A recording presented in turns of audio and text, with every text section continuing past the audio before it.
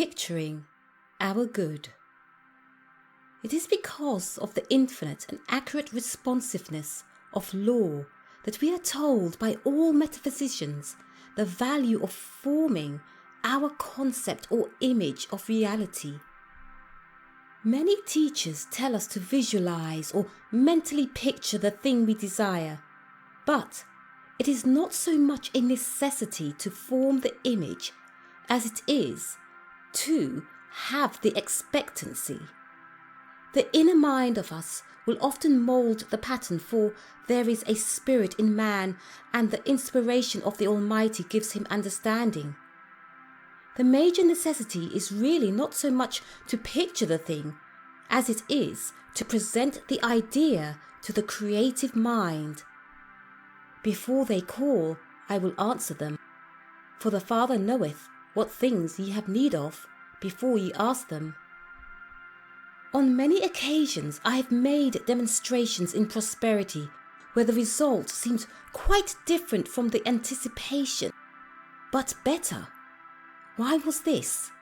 It was because, in all honesty, we were seeking the best.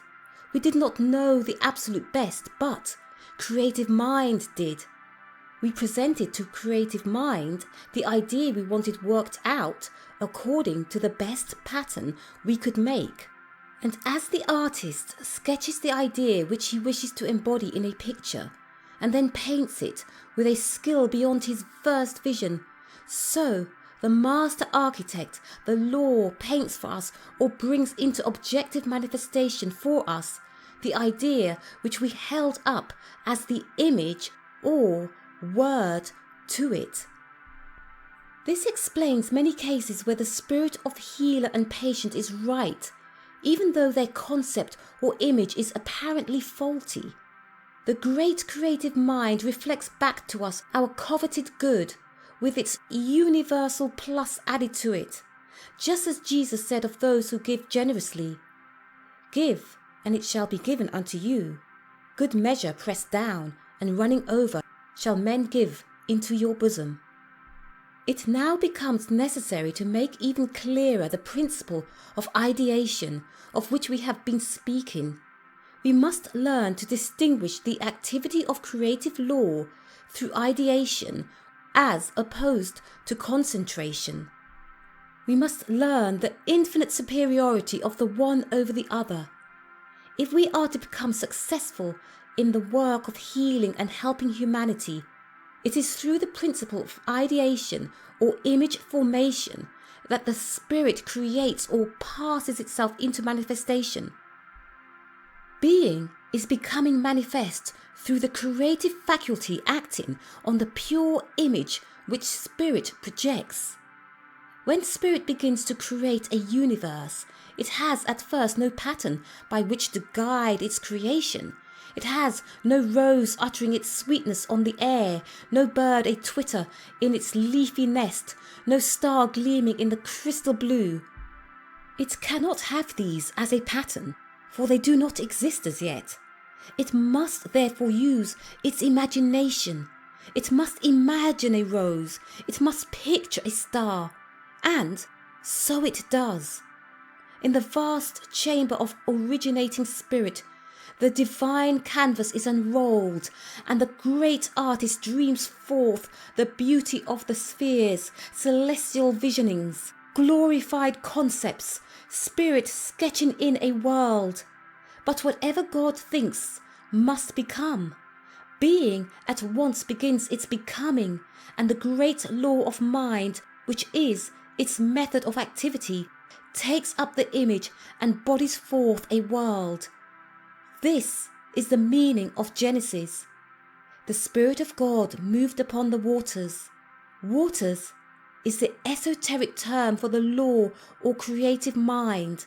The divine idea impresses itself on the creative mind, and the world passes out of spirit into manifestation. Man repeats the creative process. As spirit acts, so he dreams a dream, and the creative forces body it forth. He says, "Let this thing be," and it becomes.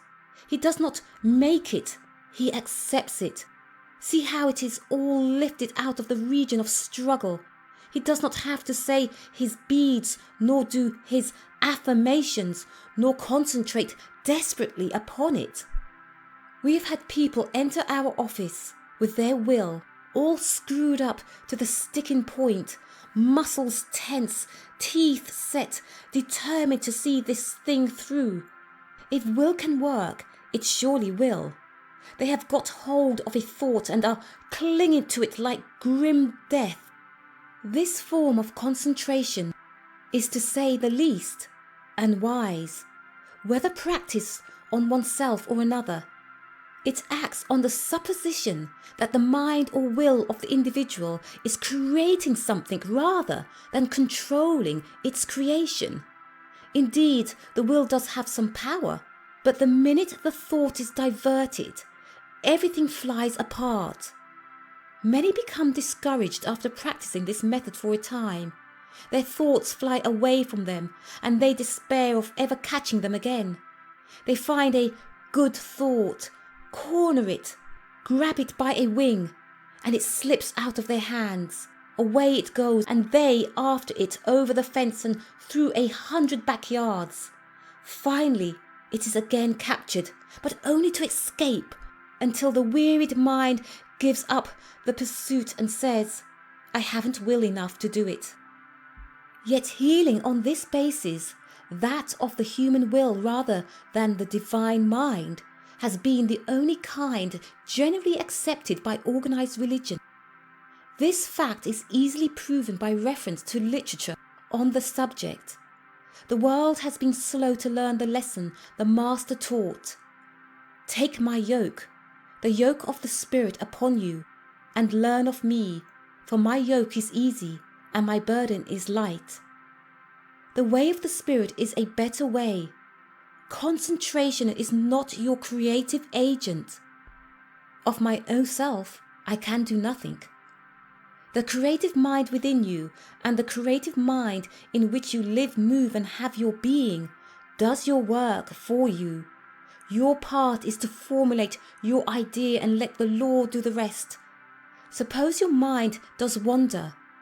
If you have formed a clear image of your desire and turned it over to the law and really believe the law is working on it and that you will get results, your work is done. Commit thy ways unto the Lord, or law, trust also in him, and he shall bring it to pass. I have healed patients while they were telling me their troubles over the telephone or passing out of a crowded room after a lecture. How? Simply by believing the word of the Master. Ye shall know the truth, and the truth shall set you free. And as the Father hath inherent life in himself, so hath he given it to the Son to have inherent life in himself. The truth is the law of Spirit's activity. Know that the creative mind is on your job, and it shall be done unto you, even as ye will. The difference between the method of concentration as an effort of will and ideation is that in the former you feel you have something to do. In the latter you have something to be. For the moment you realize a thing to be true already in spirit, that moment it is. Before they call, I will answer them. This too is the meaning of the great teacher. When ye pray, believe ye have received, and ye shall receive. Believe that the creative mind has taken up your case. Believe that in the absolute of being your desire is already realized. Believe that the perfect image or immaculate conception of your mind has registered on the divine mind. Believe that the spiritual reality or prototype now is. Believe that if your vision were keen enough, you could now see the health of your body or wealth of estate you crave. If it is a house, that house now is, either on an objective plane or in the finer ether, soon to manifest. Hast thou faith? Only believe. These are the words of the teacher. Then, because ye believe that your good is yours, and that Spirit has set it aside for you already, ye shall receive. Your good is on the way. Being is becoming. Spirit is passing through. And now, someone could object. It thrusts too much responsibility upon the individual. Are we not in danger of making wrong choices and thus causing the law to operate continuously upon our misshapen images? Will we not constantly be setting forces in motion which we cannot control and thus bring upon ourselves the very evils which we would avoid? And one must answer, yes, though I would not admit it as a flaw in the divine order. It is the very token of the sublimity of my own soul that I can choose even hell if I want to. If heaven is to be thrust upon me, who is to thrust it? Your kind of heaven might be hell for me. A certain minister said that it would be heaven for him to recline on a couch through all eternity and have his wife ruffle his hair. But, he added, it would be hell for her. And so it might. I must be able to choose, and it's no choice at all unless I can choose that which may not be at all for my best good, but rather for my worst. It must be remembered that choice consists in selecting for ourselves those combinations of things and ideas which fit our own particular interest. If we were without choice, we would also be without individuality. Your individuality is different from mine in just this respect, that you select a different set of interests from mine. You prefer a different type of friend. You enjoy games that I do not enjoy. You read different books. You select cake instead of cookies. And you would not perhaps think it fun to bathe in the ocean in winter. The things that interest each of us constitutes a set of ideas that are individual. Even were we to eat the same food, breathe the same air, and drink from the same well, we would not be alike. If Jack Sprat and his wife had both eaten fat and both eaten lean, Jack might have been fat while Mrs. Sprat remained lean all her life, because he thought big jolly thoughts while she worried about everything. She might have been a very thin thinker. So, of course, we may make mistakes in the selection of our interests and the combination of our ideas, in which case we would get into trouble, for fear and faith amount to the same thing in the end, in that each is an attitude of mind, an idea which will bring to us manifest just what we have uttered into creative mind. The one we call evil because we do not like it, the other we call good because we do. But if we bring upon ourselves some deplorable evil, what then? Why it comes and we do not like it, and we change our way of thinking. Expectancy and wrong choice brought it. Expectancy and change choice will remove it. Just here we may well consider the theory of denials, which plays so much a part in the teaching of some systems of thought. The theory is builded upon the obvious fact that there is something in experience which we do not like, which we call evil. But as God is the all-good and there cannot be anything outside of him, then there cannot be any real evil. It is an illusion of the mortal mind. We have already seen that there can be only one mind, and to admit of any other mind that can experience anything at all is to admit a dual universe. Even if we go way round the bush and call it mortal or human, carnal, erroneous thought, cinema picture, illusion, lie, and all those other synonyms for a second mind. And to say that the evil itself is an illusion is to say that we can experience an illusion. In fact, to deny a thing is to confess it, for if we did not experience it, we would not know anything about it. But if we can experience an illusion of pain and evil, is that not just the same thing as saying that we experience the pain and evil? A rose by any other name would smell as sweet, and evil by the name of illusion feels as bad.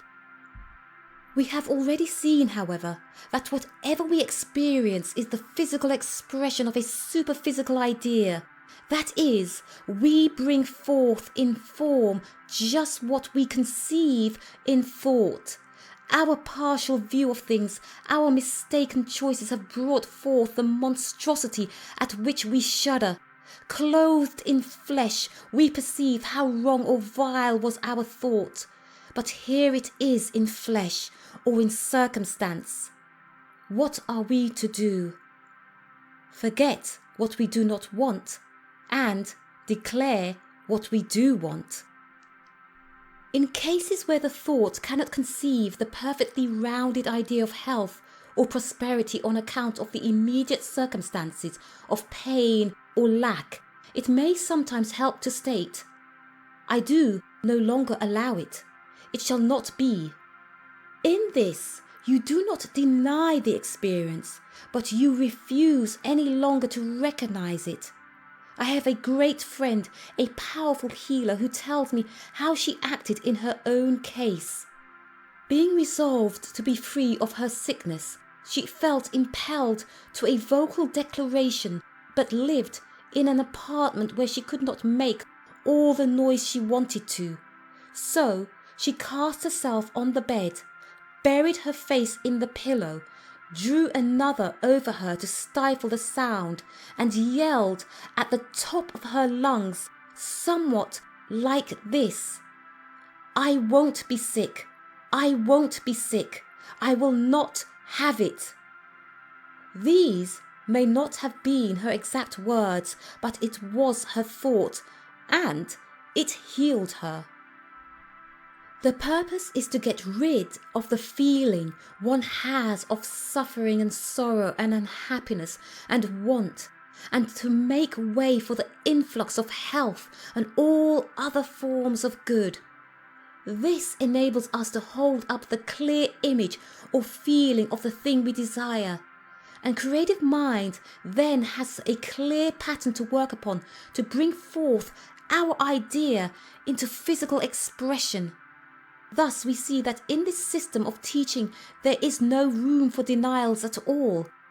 For to state that we will not be sick or unhappy is really an affirmation.